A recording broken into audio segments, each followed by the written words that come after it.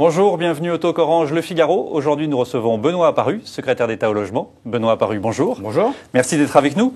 Manuel Valls était sur RTL ce matin. Il répondait à une question sur le dépôt de plainte de Tristan Banon contre Dominique Strauss-Kahn. Je vous propose de l'écouter.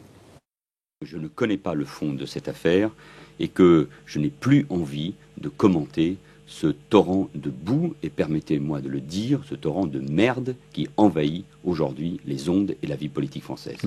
Vous partagez son coup de gueule ou ça vous choque la façon dont il répond? Ça me choque. Je ne sais pas ce qu'il veut dire. Est-ce qu'il en a ras-le-bol qu'on ne parle que de ça? Ou est-ce qu'il considère que la plainte de Mme Banon est scandaleuse? Là, je ne comprends pas très bien. Si effectivement il en a ras-le-bol qu'on ne parle que de ça, je ne serais pas loin de partager son point de vue. S'il parle du fond de l'affaire, je trouve ça choquant. Choquant pourquoi? On nous a expliqué à juste titre, et on est les premiers à l'avoir fait, il y a 2 mois, qu'il ne fallait pas commenter une affaire de justice, qu'il fallait laisser la justice travailler, et qu'il ne fallait surtout pas essayer d'instrumentaliser les choses. Et maintenant, ils nous font le même cirque, mais en sens inverse.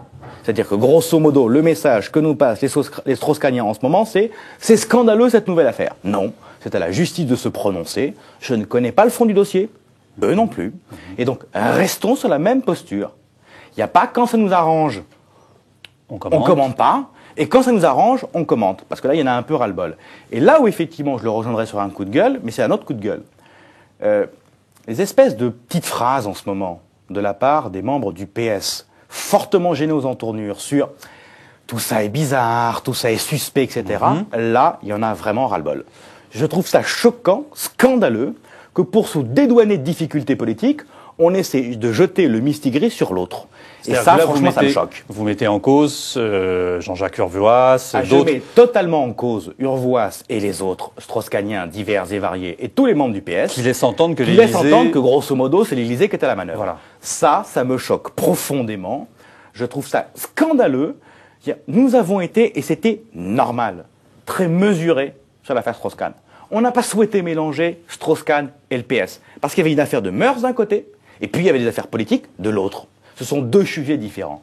Mais là, qu'ils essaient de refaire ressurgir un espèce de pseudo-complot qui n'a jamais existé, dont ils n'ont pas l'ombre du début de quoi que ce soit, ça me choque profondément. Ce qui, sans vouloir les défendre, mais la base de leur raisonnement, c'est de dire que l'Élysée, le groupe Accor a prévenu l'Élysée, alors que les dirigeants du Sofitel, qui appartient au groupe Accor, n'ont pas prévenu Dominique Strauss-Kahn de l'incident.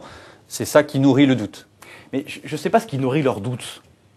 Mais je ne vois pas en quoi, déjà, être potentiellement peut-être informé de quelque chose, c'est instrumentaliser quelque chose. Il y a juste une petite nuance, me semble-t-il, entre les deux, qui n'est pas négligeable. Et là encore, je me le répète, que le PS soit empêtré dans ses propres difficultés, qu'ils ne sachent pas comment se sortir de leur primaire, et que pour essayer de résoudre leurs problèmes internes, ils balancent le mistigris sur l'autre, et pas un petit mistigris, puisque quand même l'accusation distillée comme ça est quand même gravissime. Et donc moi je demande solennellement au PS, soit ils ont des choses à dire, soit ils ont des preuves à montrer, et à ce moment-là qu'ils les mettent sur la table, mais ces espèces d'insinuations sont proprement scandaleuses. Ça c'est un vrai torrent de merde. D'un point de vue politique, vous pensez que Dominique Strauss-Kahn peut revenir en politique? Vous souhaitez qu'il revienne, qu'il puisse défendre ses chances, puisqu'il pouvait être candidat aux primaires? Là encore, les choses sont très simples, me semble-t-il. S'il est innocent, il faut qu'il puisse faire ce qu'il a envie de faire. S'il a envie de revenir en politique, il revient. S'il n'a pas envie de revenir en politique, il ne revient pas. Soit il est coupable, ou il a eu des comportements limites, et à ce moment-là, évidemment que non, il n'a pas à revenir. Autre sujet, les 35 heures. Jean-François Copé et l'UMP ont remis ce sujet sur le tapis, visiblement contre l'avis du gouvernement, parce que Xavier Bertrand a dit que lui était opposé à ce qu'on revienne sur les 35 heures. C'est le retour de la cacophonie au sein de la majorité? Non, c'est pas la cacophonie. À quoi c'est dû? C'est pas anormal qu'au sein de la majorité, on ne soit pas en permanence d'accord sur tout. Oui, mais ça, c'est déjà un sujet que Jean-François Copé avait essayé de mettre en place en janvier, et le gouvernement déjà lui avait dit non. Oui, bien sûr, mais c'est pas grave. Ah mais oui, le remettre en juillet... Ça n'a rien d'un drame. Essayons... C'est normal que dans le cadre de la préparation d'un projet présidentiel, on ait un parti politique qui veuille porter des dossiers, et puis un gouvernement qui doit gérer au quotidien et qui a ses propres positions. Ne faisons pas de drame à chaque fois qu'il y a une différence de point de vue. Ce n'est pas grave du tout. Moi, je pense qu'il faut être pragmatique sur ce dossier des 35 heures. Et être pragmatique, c'est de se dire, est-ce qu'aujourd'hui, les 35 heures sont encore un poids lourd pour l'économie française? Je pense que non. Les 35 heures ont été un drame économique. Une erreur économique fondamentale de Mme Aubry, de M. Jospin et de M. Strauss-Kahn. Ça a été un drame. Une erreur économique majeure. Alors pourquoi ne pas les avoir supprimés complètement? Parce qu'on a réussi à régler le problème, me semble-t-il, que posaient les 35 heures. Quel est le problème des 35 heures? C'est pas les 35 heures en soi. Le problème des 35 heures, c'est que c'est la même chose partout, pour toutes les boîtes. Les petites, les grandes, dans l'industrie comme dans les services. Or, il faut donner de la souplesse aux choses. Il peut y avoir des branches, ou il peut y avoir des moments d'une activité économique où on a besoin d'être aux 35 heures. Ce que nous avons assoupli dans la loi Bertrand, c'était de dire, grosso modo, grand 1, vous avez les 35 heures, mais on décloisonne les heures supplémentaires. Et les heures supplémentaires coûtent moins cher à la boîte et rapportent plus aux salariés. Il me semble que c'est un système beaucoup plus efficace. Pourquoi? Parce que si demain vous revenez aux 39, ben ça veut dire que les 39, vous allez y payer 39, évidemment, mais que les 4 heures en question ne seront plus des heures sup, donc le salarié va y paumer, et elles ne seront plus déchargées pour les chefs d'entreprise, donc l'entreprise et donc la compétitivité y paumera. Donc 35 heures. C'est pas la peine de revenir dessus aujourd'hui. 35 heures telles qu'elles ont été faites, erreur de compétitivité, telles que le président de la République et le gouvernement les a corrigées. Bonne nouvelle pour la compétitivité et bonne nouvelle pour le pouvoir d'achat des salariés. Votre collègue du gouvernement, Thierry Mariani, était à votre place hier. Il vous a posé une question. Je vous propose de l'écouter. Tu es aujourd'hui président des clubs 89. Avec d'autres parlementaires à l'époque, j'ai fondé la droite populaire.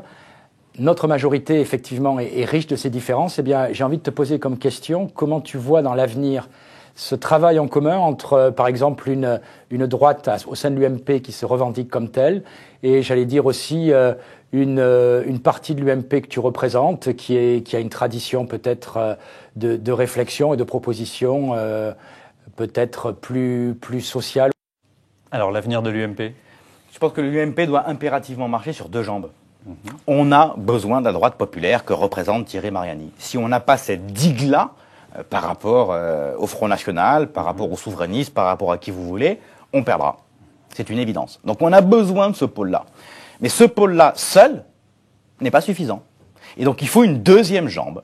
Et cette deuxième jambe, elle doit aussi être incarnée à l'UMP.